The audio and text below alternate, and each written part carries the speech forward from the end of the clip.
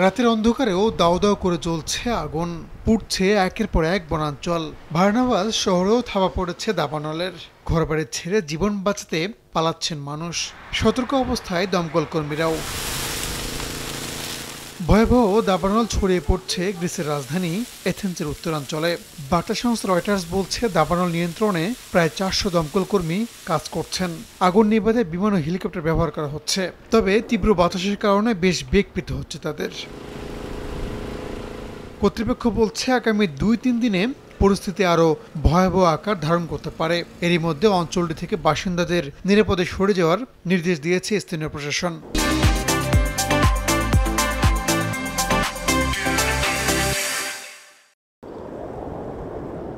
এদিকে ইউরোপের আরেক দেশ স্পেনের উত্তর পূর্বাঞ্চলের রাজ্য আরাগনেও দাবানল ছড়িয়ে পড়েছে। আগুন নেভাতে ব্যস্ত সময় পার করছেন দমকল কর্মীরা। এখানেও হেলিকপ্টারের সাহায্যে পানি দেয়া হচ্ছে।